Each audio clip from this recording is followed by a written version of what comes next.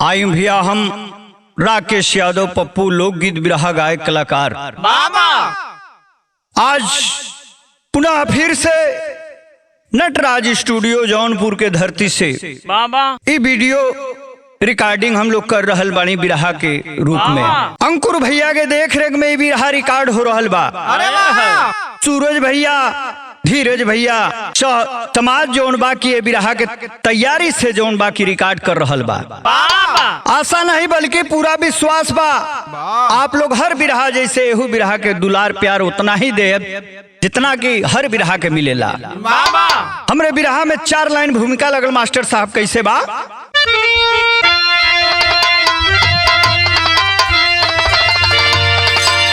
मर चुकी है जहां में क्या इंसानियत, कर दशा को है रूह कांप जाता। कैसे जिए कोई संसार में, जीने का मतलब समझ में न आता। अपना समझ जिसकी कर दो भलाई, वक्त पाकर वही कल है आंखें दिखाता। थोड़ा रहम ना कलेजे के अंदर, यमराज बन के जीवन को मिटाता।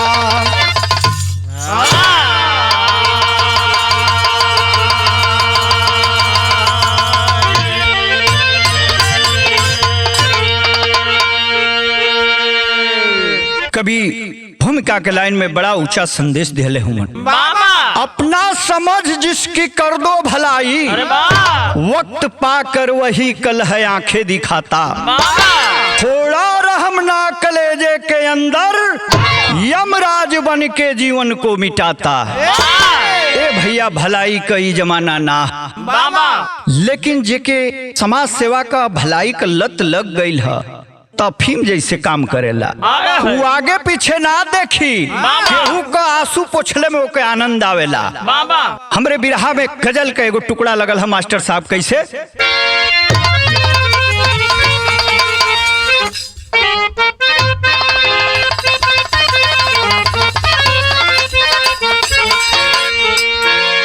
एगो प्रेमी अपने मासूका का शिकायत करत है कैसे मास्टर साहब।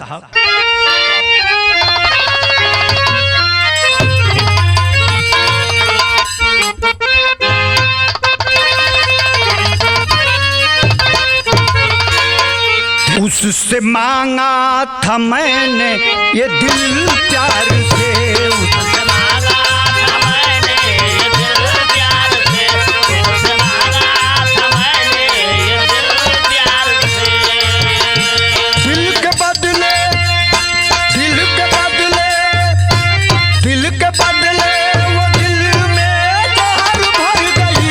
उससे मांगा था मैंने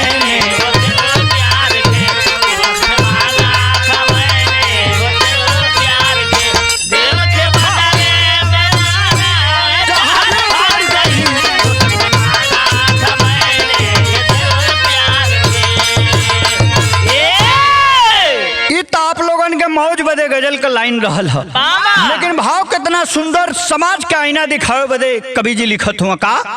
देख दुनिया की ऐसी दशा दोस्तों, देख दुनिया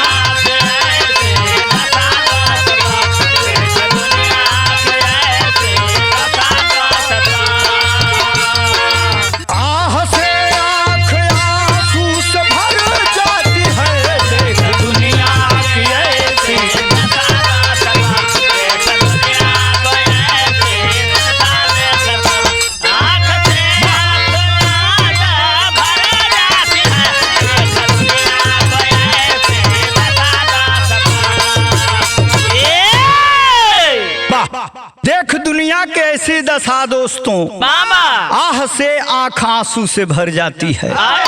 वाह कवि जी कितना सराहना करूं। कहानी कहाँ के बाद धीरज भैया कब कई घटना है, सच्ची घटना बा पंचो गौर करेंगे कैसे बा।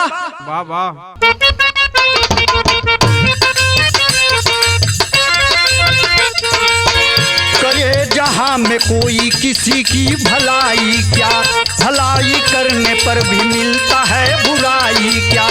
वेद पुराण और इतिहास लोग बताते थे, नमक के बदले लोग गर्दन को कटाते थे। मगर अब कलयुग का उल्टा हुआ नजारा है, भलाई के बदले जख्म का ही सहारा है। जिला है गोरखपुर जो यूपी किसान सही, जहाँ पर गोरखनाथ का मिलता है स्थान सही। थाना शाहपुर गांव झारन टोला है, विवेक का परिवार रहता बुआ भोला है। पत्नी ममता 3 बच्चों की मतारी है, अभय अनामिका व अमृता दुलारी है।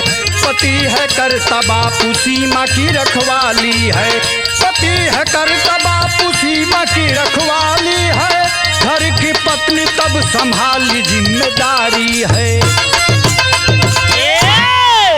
ये बाबूजी बात के समझ लिहल जाए।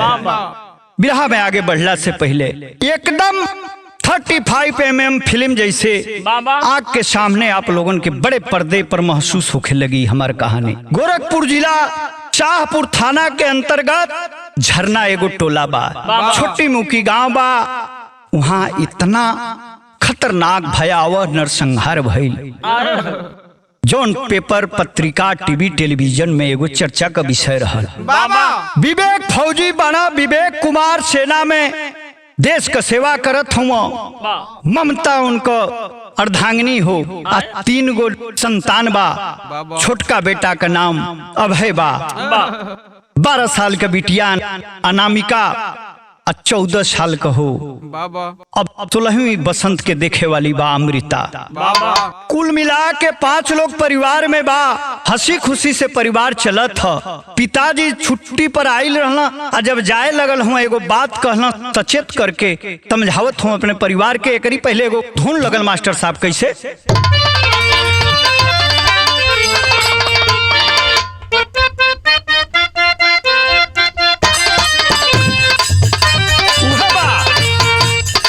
फौजी समझवल रहे हमारा के प्यार से,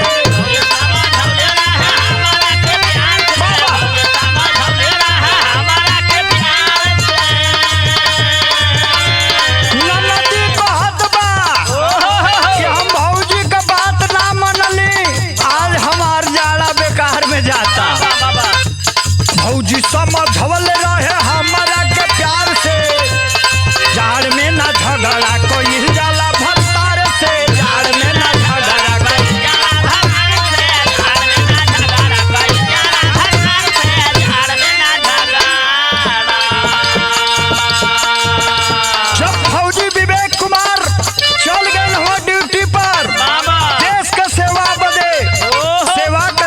फोन घरे मिला के कहत हुआ कि सुना लो, कहीं से कोनो हमार शिकायत ना आवे के चाहिए, हमार मान सम्मान का ख्याल रखी हो जा।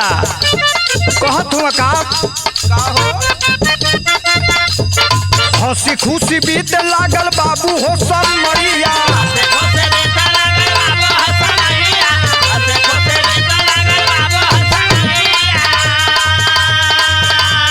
हंसी खुशी बीत लागल बाबू हो समैया। लइकन साथे मम्मी करे लगली पढ़ाइया, लइकन साथे मम्मी करे लगली पढ़ाइया, लइकन साथे मम्मी करे लगली पढ़ाइया, लइकन साथे मम्मी।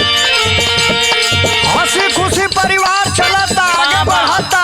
लइकन का पढ़ाई अपने में इतना कंपटीशन की 2 घंटा कोनो बेसी पढ़ता तो बिहान भले दूसर का आधा घंटा और बढ़ा देता।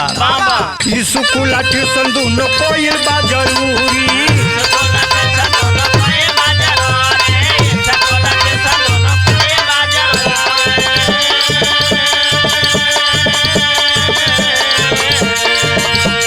पापा कहे कुछो नहीं करी हजार चोरी,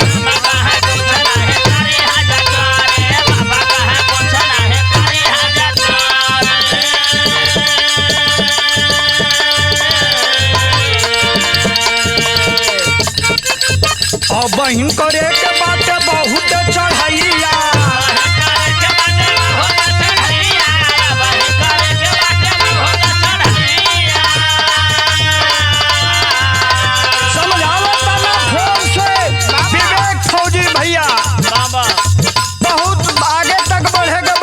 भविष्य का चिंता करलो, रात दिन पढ़ाई कर, अच्छा गुण शौर सीख। कहता ना बहिन करे के बात बहुत चढ़ाइया, लइकन साथे मम्मी करे लहरली पढ़ाइया, लइकन साथे मम्मी करे।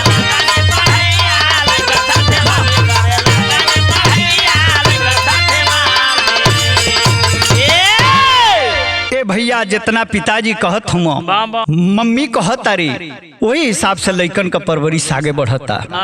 हमरे बिरहा में तर्ज बदल गई मास्टर साहब, बड़े चटकदार तर्ज है। कैसे?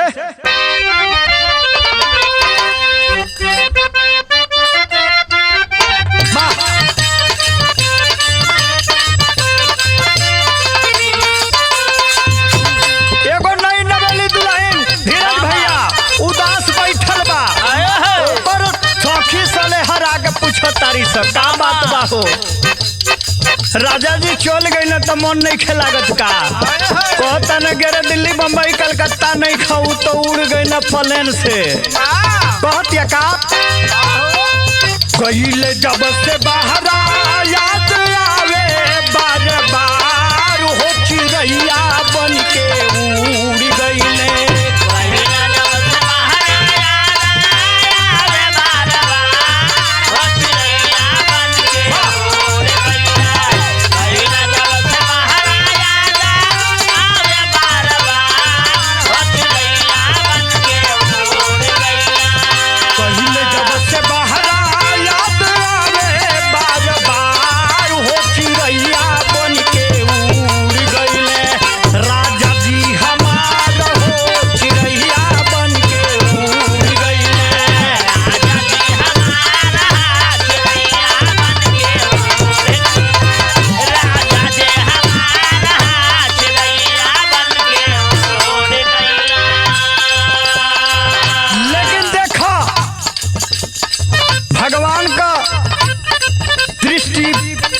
बाकी घूमल हिया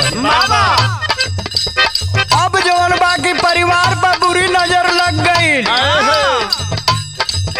आओ लिखत हूँ कवि जी का, बगल के पड़ोसी अरुण करे लागू हाज हो,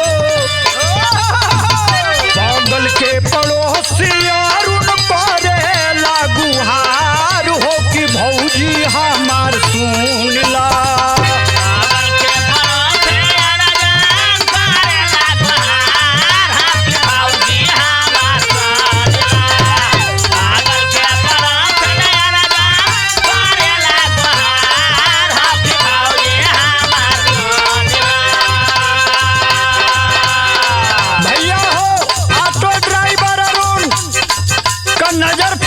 परिवार पर पड़ल है,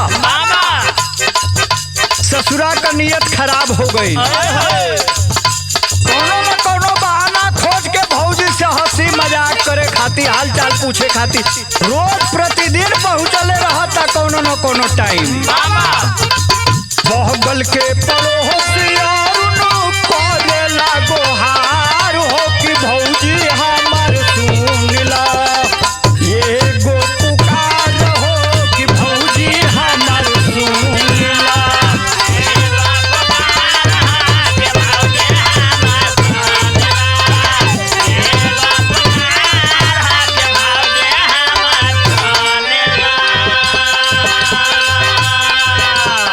हरी बीमार नहीं लगावा रुपैया,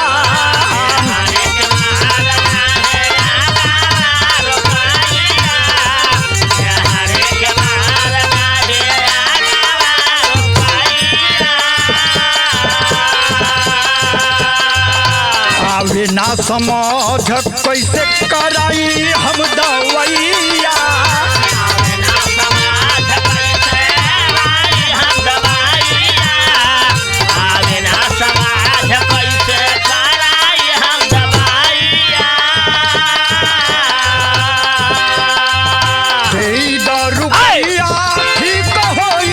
परिवार हो कि भौजी हमार सुन ला।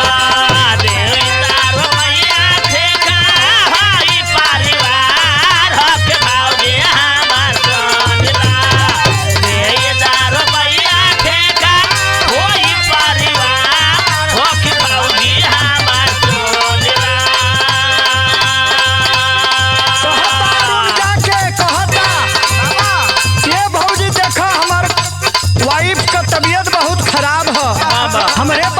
पैसा नहीं खे, तो भी खराब हो गई रहल ह।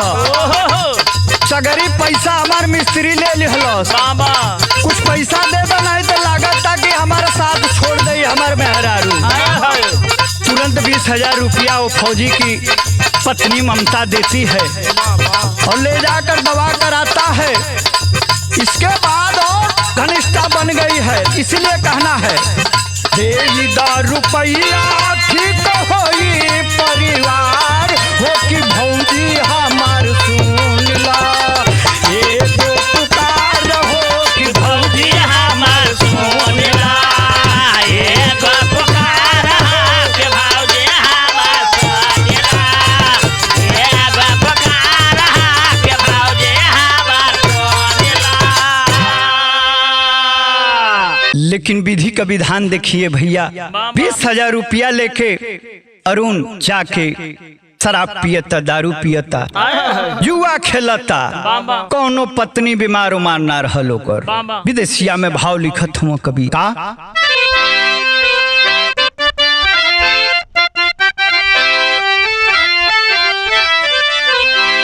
अरे धीरे धीरे बीती गईला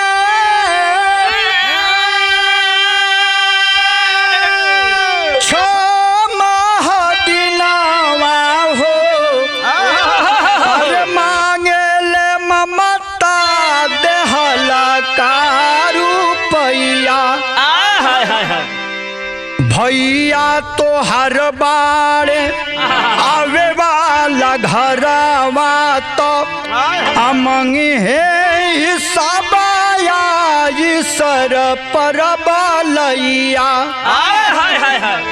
लेकिन अरुण के हो तन को ना निकलागे, आ ममता के कहल सुनल कहू हो बतिया। सबेरी के टाइम ममता अरुण के बोलाई कहे आ पैसा तू देब की करब सतिया।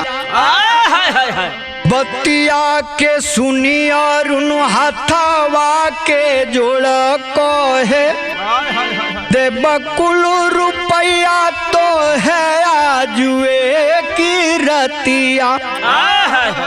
वहाँ से चले लगले सोचे लगले अरे मारी दे के तब बनी जाई बतिया। ए भैया फौजी का छुट्टी पर आवे का समय जब भइल, धीरे धीरे 6 महीना बीत गईल और उन जौन बा की पैसा का बात सुन के मुंह दूसरे तरफ कर लेता। यार ममता घबरा तारी कि यहाँ अकाउंट जब चेक करी है तो हम कहा जवाब दे, 20,000 रुपया का हिसाब हम कहाँ दिखाई।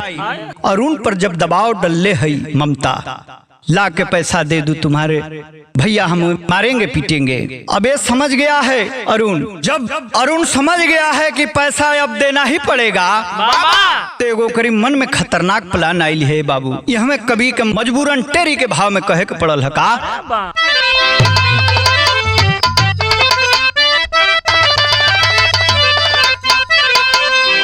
परनवा पैसा ले ये बाबू, परनवा पैसा ले ये बाबू हो, परनवा पैसा ले ये बाबू। धर्म ईमान लागे कि सूतल ओढ़ कफनवा, ये रे कफनवा कितना सुंदर भाव कभी लिखत हुआ। परनवा पैसा ले ये बाबू, धर्म ईमान लागे कि सूतल ओढ़ कफनवा, परनवा पैसा ले ये बाबू। ए भैया सारंगा के भाव में और दर्दनाक करी मन का बात लिखत हुआ कवि जी का।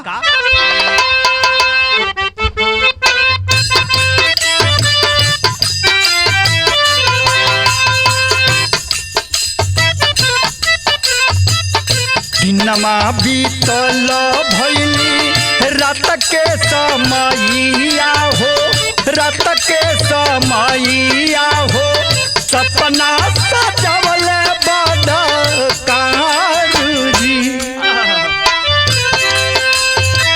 मुक्त होई जाइब कर से जो मर देव जानावा हो, मर देव जानावा हो जाए सपना साकार जी। 11 के टाइम भइल पपिया बा घरे आइल, पपिया बा घरे आइल, खटकावे आई के वार जी। ममता के वड़िया खोलली मन नाही चिन्ही पवली, मन नाही चिन्ही पवली, बन गई कालाई हमार जी। लइका सुतल बाटे अलग कोठरिया में, अलगे कोठरिया में, कहे सुना भाऊजी हमार जी। आए है बाबूजी, अरुण कहा था देर रात 11 बजे तक मुझे पैसा मिलेगा। भाभी जी आप इंतजार करना, मैं आऊंगा, पैसा आज ही चुका दूंगा।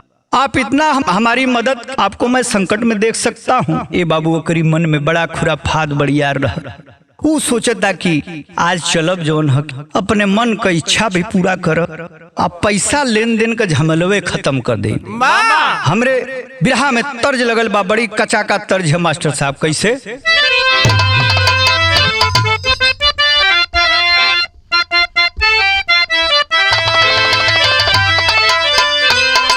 बड़ी याद आवे पिया के प्यार कोई, बड़ी याद आवे पिया के प्यार कोई, बड़ी याद आवे पिया के प्यार कोई। रतिया तरतिया पहाड़ दिन भई, रतिया तरतिया पहाड़ दिन भई, रतिया तरतिया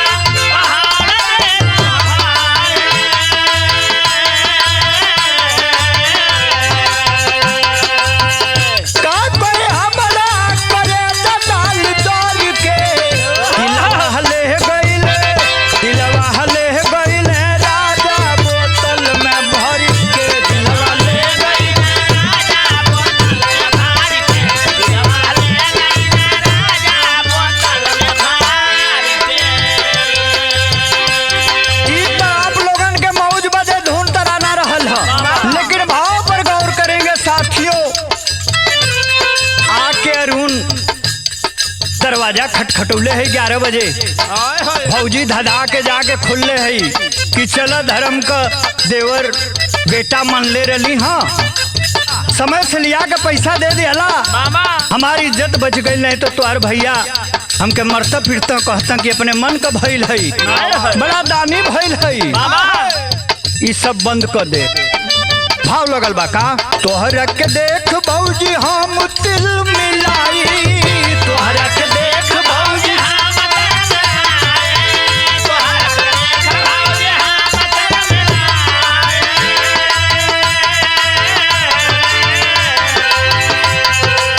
जब दरवाजा भौजी खोल ले है, अरुण थोड़ा ड्रिंक भी किया था बाबूजी। जो बात बहुत दिन से कहना चाहता था वो आसानी से कह रहा है। सभी बच्चे सोए हुए हैं और बाह पकड़ लिया है, कह रहा है क्या? तोहरा के देख भौजी हम तिल मिलाई, तोहरा के देख भौजी हम तिल मिलाई, तोहरा के देख भौजी हम तिल मिलाई।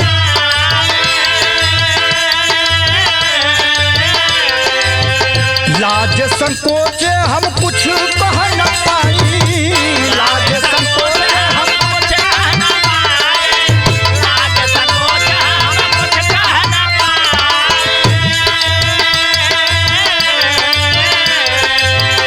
ले ल रुपया कमर दे हलू उधारू हो, राखो एक बेर, राखो एक बेर मनवा हमार हो, राखो एक बेर मनवा हमारा।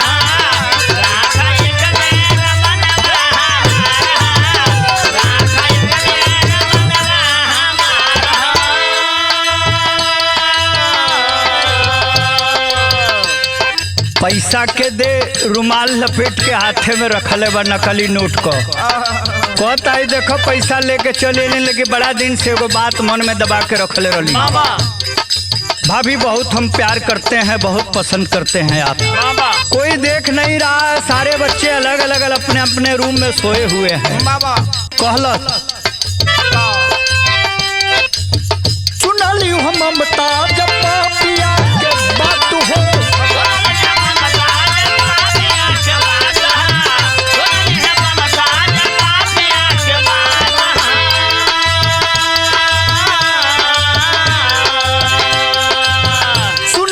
ममता जब पिया के बात हो आपन बन के करे रही बाधा तू हो आपन बन के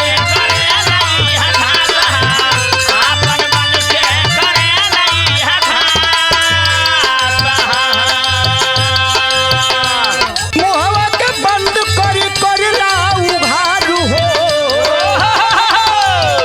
राखो एक बेर मनवा हमारू हो राखो एक बेर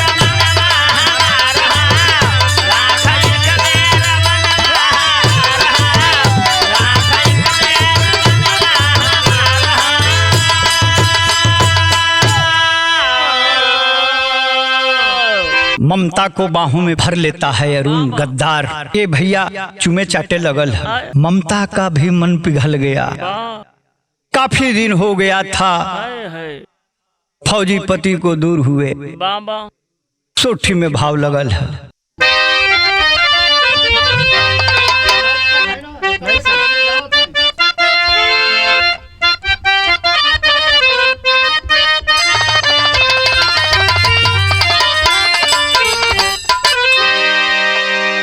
ए भैया हवस का भेड़िया जब बाहों में ले लेता है, बलात्कार कर दिया। उस समय की बात कवि ने लिखा है सोठी के भाव में, कितना मार्मिक बात है का। अरे बनी के कसैया पापी दाबा लेना ताई आयर दाबा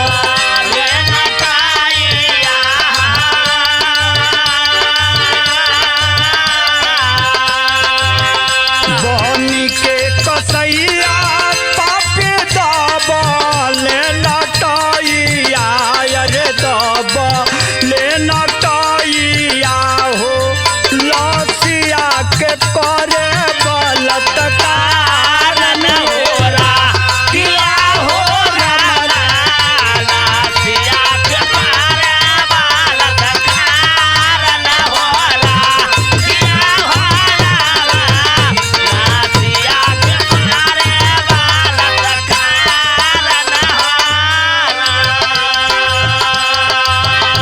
शंका मिटावे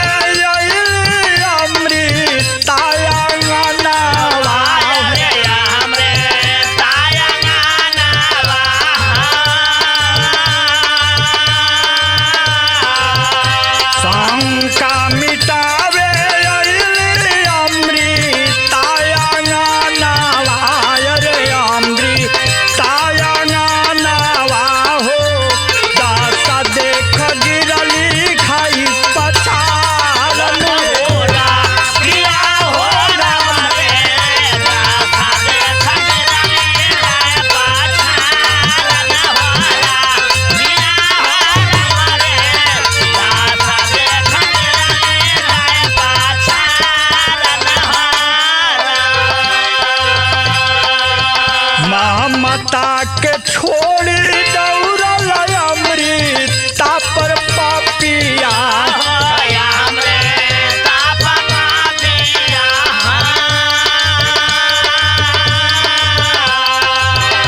ममता के छोड़ी दौड़ल अमृता पर पापिया रे अमृता पर पापिया हो ऊनहू के करे लाऊ घार मेरा किया हो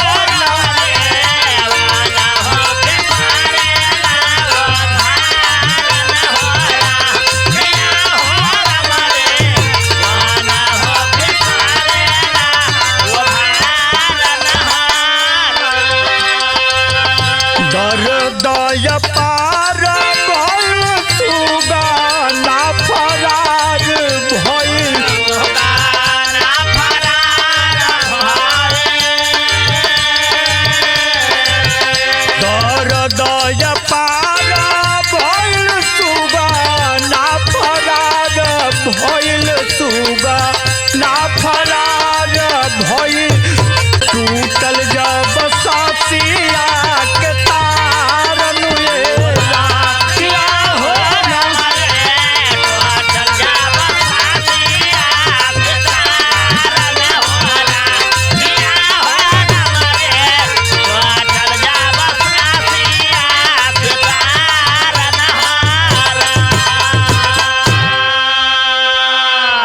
ए भैया ममता के साथ बलात्कार कर लेता है। पैसा तो देना नहीं था, उसी पैसे देने से बचना था बाबा, इसीलिए 11 बजे का समय चुना था। सब लोग सो गए थे, आसपास के लोग। बलात्कार करता है। ममता इतनी खूबसूरत थी कि लाश के साथ फिर बलात्कार करता है। इतने में आहट पाती है 12 साल की बिटिया। धीरे धीरे अपना दरवाजा खोल के सीढ़ी से नीचे जब आती है, देखता है ममता को छोड़कर दौड़ जाता है। उस 12 साल की नाबालिग बच्ची के साथ भी बलात्कार करता है। तीसरे नंबर पर उसका भाई आता है, छोटा सा भाई 8 साल का। वो जब देखता है रोने की कोशिश करता है, अवाक है, उठा के फर्श पे पटक देता है।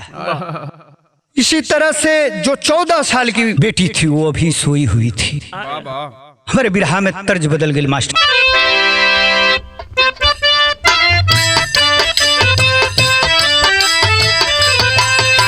मास्टर साहब, तर्ज से सुंदर फर्ज कवि जी लिखत हुआ। मार्मिक भाव बा भैया, गौर करेंगे। कहा रोबे नमिका धोई के पापी के प्यारिया हो, रोबे नमिका धोई के पापी के प्यारिया हो, लुट जाने थातिया मार हो।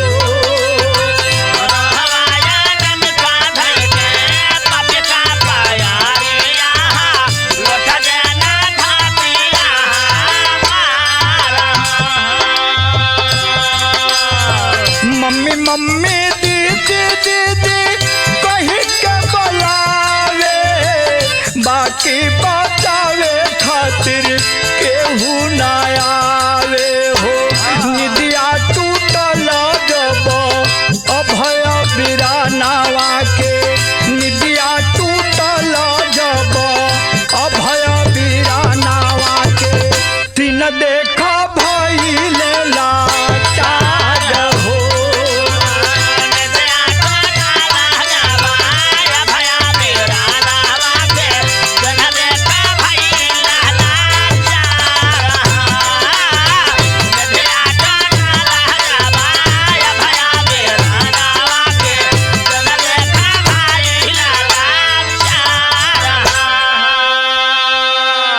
ए भैया, मैंने बताया कि फर्श पर उस बच्चे को पटक देता है। पहपट में भाव लिखत हूँ मास्टर साहब का।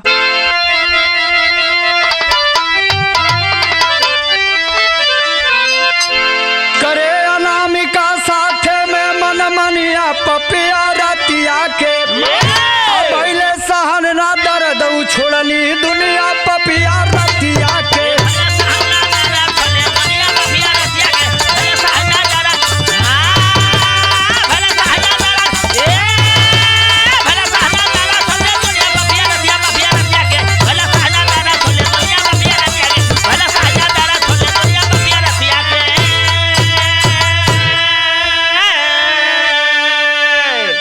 ए भैया, एक ही बच्ची बची थी, वो भी आहट सुन के नीचे आती है, उसके साथ भी बलात्कार करता है वो दूसरा पापी। पारा पारी लसियन से हवसी भूखिया मिटावे हो, उतरल भूत कपारे से तब लसियन के गोलियावे हो। अरे काट के बोटी बोटी खत्म कैले कहानिया पपिया रतिया के, भाग चलाया पन ले जीवनिया पपिया रतिया के।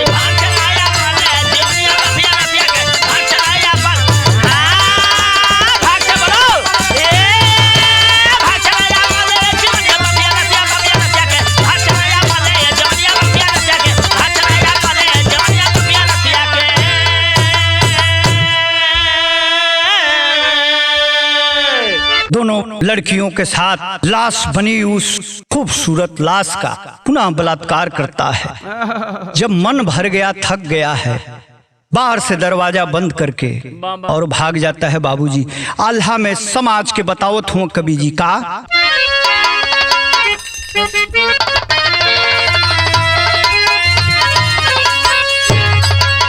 हाय राम कैसन इंसान कैसन, अरे कैसन इंसान कैसन बात हो बिचरवा दादा,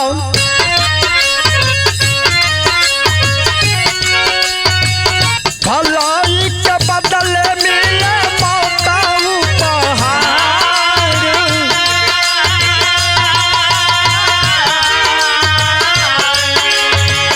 जागल सवेरावा के जब सब लोग बाबू,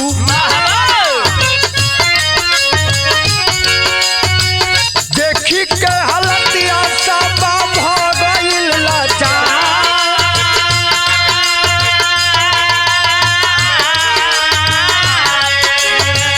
कौवले विवेक जाबा फोन पर खबरिया बाबू,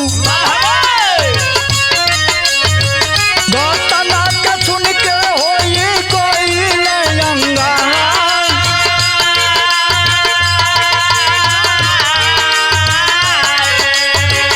ले ही छुट्टी आई गईले तुरंत भवनमा बाबू, देखी के हलतिया में सुमन के धार,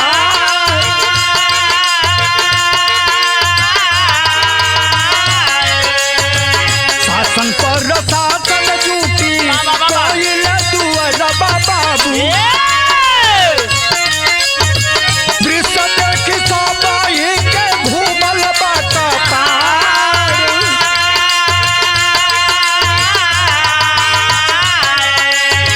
पूछे पर शासन तब रोसी बतवले बाबू, आवत जात अरुण रहले हराई है बार,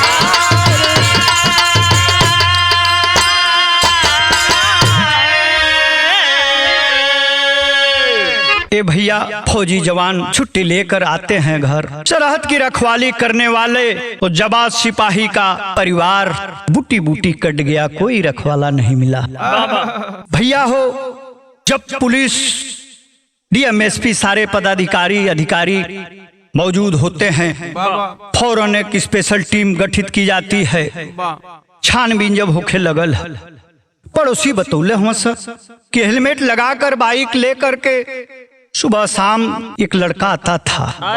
एक बार हेलमेट उतारते हमने देखा था, उसका नाम अरुण है, वो ऑटो चलाता है। लेकिन जिस दिन से हत्या हुई है, नरसंहार हुआ है, उसी दिन से उसका ऑटो और वो गायब है, पता नहीं चल रहा है। ये भैया हो, पुलिस के समझत में देर ना लगल, तुरंत पुलिस धर दबोचले। जब पुलिस ले आई थाना में, उल्टा लटका के तोड़े लगल बा। कल अरे पागल क्यों ऐसा किए, जितना हम बिरहवा में पिछवा बतौली हैं सब बतिया बतावे लगल, लेकिन खड़े के भाव में कभी बड़ी ऊंची बात लिखत हुआ का, अरे कोई प्रशासन से पापी रो रो के बनिया, आजाली हम ही उजाड़ी साहब इन कर दुनिया,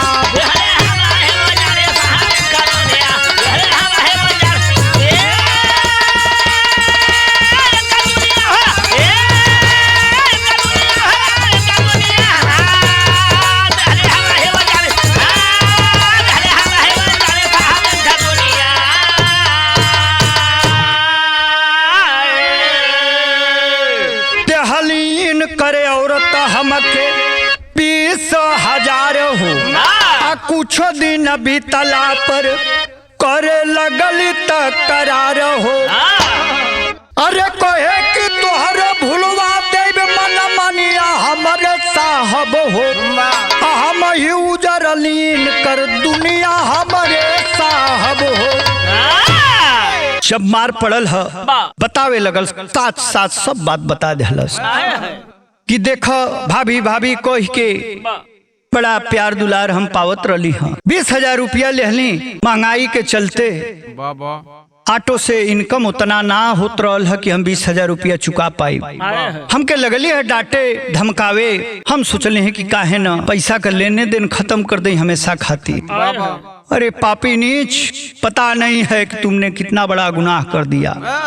लइकन के मुअवली कटली साबुत मिट जाई, मिली ना सुराग कवनो केहू न जाने पाई। अरे हम ना जनली जेल के मिली दाना पनिया, अब हाली हमारी उजार होइन करई दुनिया।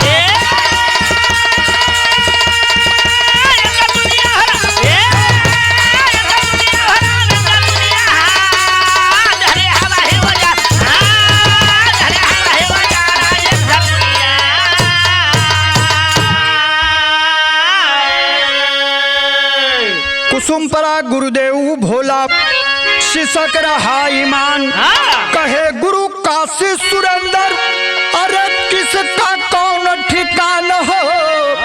अरे परनामा पैसा ले ई बाबू, राकेश ब्रिजराज कहे करब जीवन जतनावा।